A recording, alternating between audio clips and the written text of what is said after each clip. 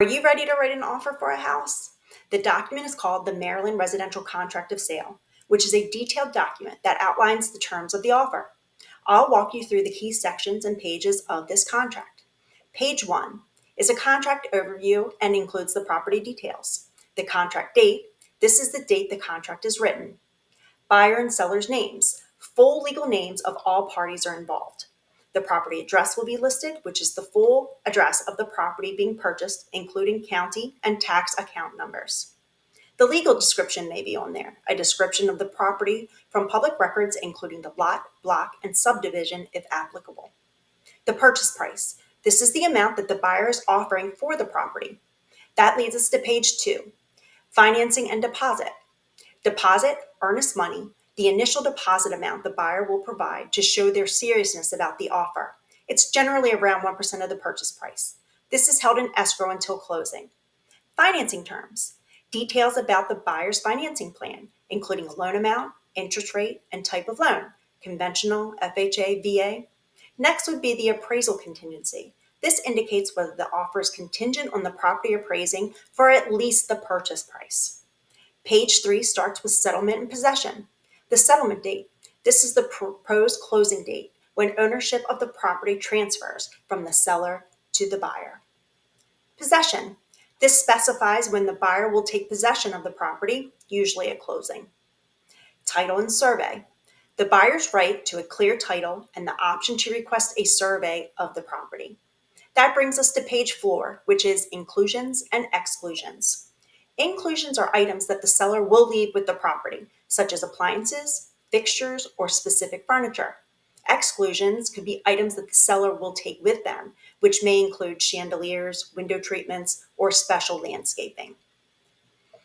Page 5, inspections and contingencies. Home inspection contingency specifies if the offer is contingent on a satisfactory home inspection. If issues are found, this allows the buyer to negotiate repairs or withdraw the offer. Other contingencies, this may include financing, appraisal, or sale of the buyer's current home. Page 6 are the disclosures. Seller's disclosures. The seller must provide information about the property's condition, including any known defects or issues. This section references the Maryland Residential Property Disclosure Disclaimer Statement.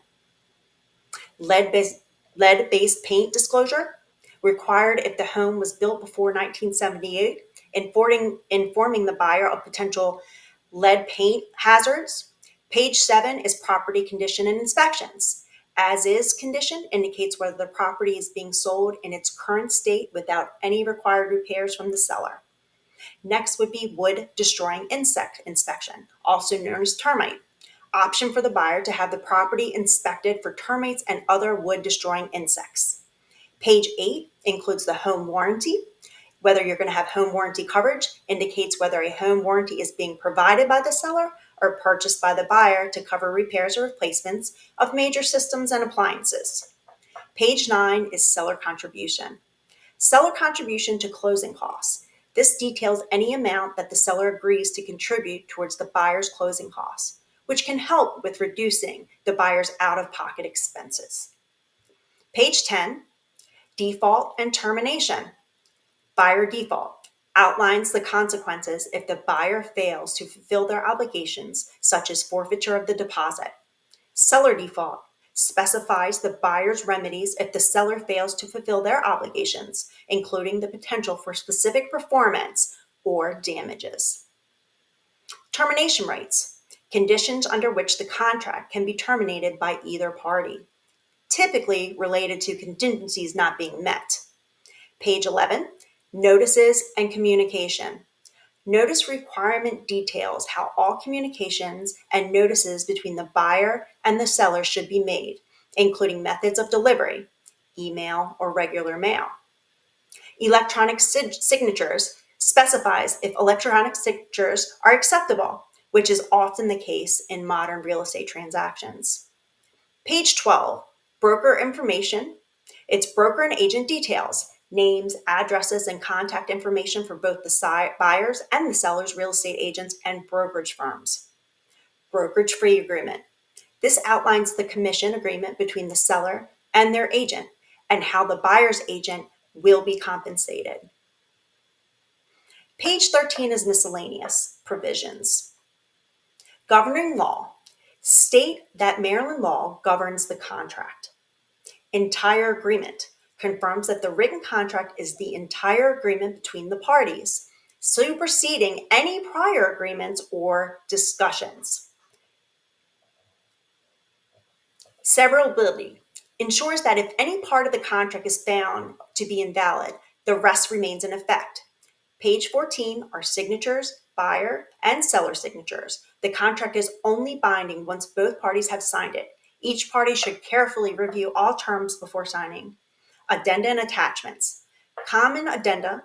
These may include additional documents such as lead-based paint disclosure, home inspection addendum, appraisal contingency, or financing addendum.